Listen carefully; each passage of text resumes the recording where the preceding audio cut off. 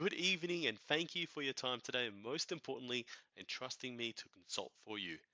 For those who don't know me, my name is Andrew Phan from IRA. And for those who don't know what IRA stands for, it means I read audits. You probably think it's funny because it is true.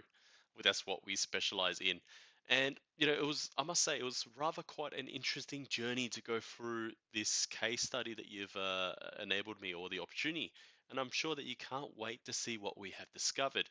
Now, before I continue, I just want to give you a fair warning that I will only be using graphics to display. And the reason why I do that is because I don't want you to get bored. So, you ready? Let's go. As you know, it all started when I picked up that phone call. And it was an interesting conversation that led to a coffee. And for some odd reason, I end up pitching the idea in your boardroom. Like, hooray! That was the first time we ventured into this project together. So the problem was to evaluate if pricing was the reason for the drop in customers at Better Careers. So the purpose of this audit is to identify if the price was the driving factor to pushing prospects away. Because after all, a discussion with the team, we sat down and we figured out a roadmap to identify if the marketing objective, what strategies will we use to source data. Unfortunately, it was during COVID, so we really didn't have much strategies to use here.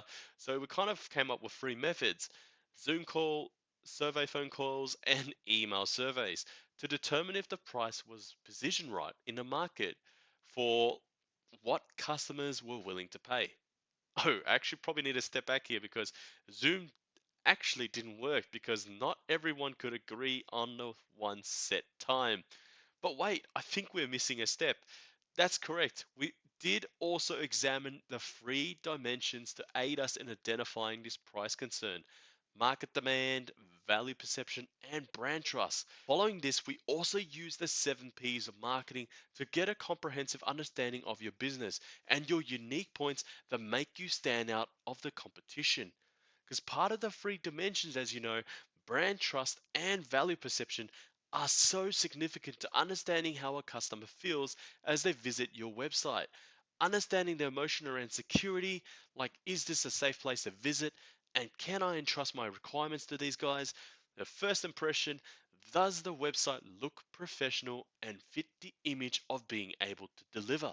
Because as you can see, testimonials also assist in a decision making process for the customers when they feel the service is genuine. Because as you know, people buy from the people they trust.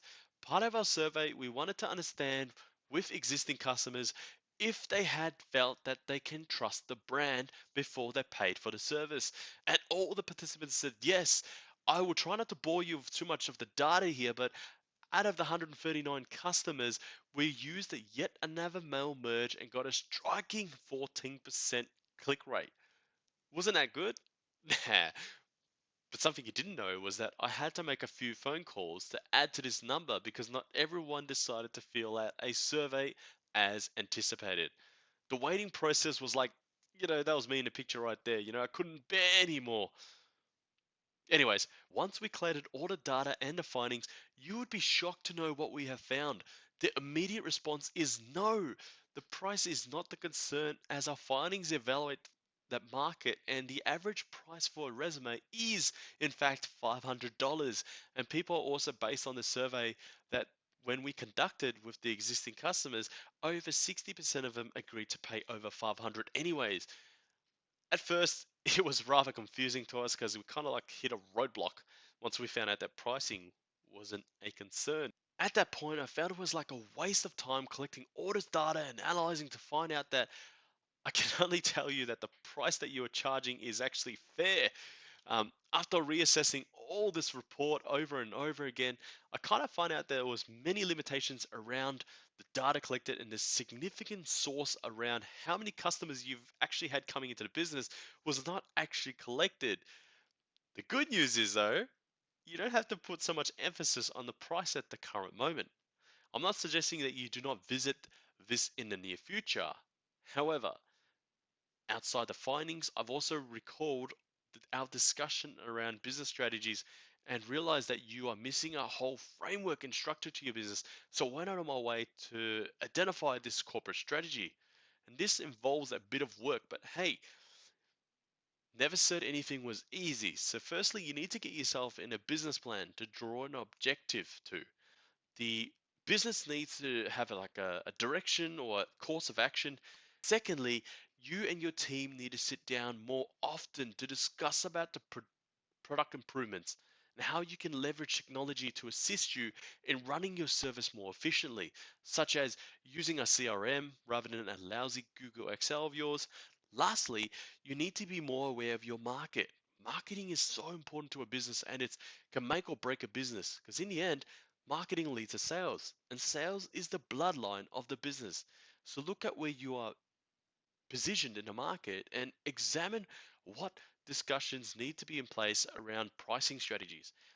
Maybe it's too soon to determine what your business was all about price. And if you haven't tested other markets, maybe perhaps that's another thing you should think of. Anyways, I'm going to end on this note saying that you have moved to a good idea and do not give up. I'm only one call away, and if you need anything, it's Andrew at IRA.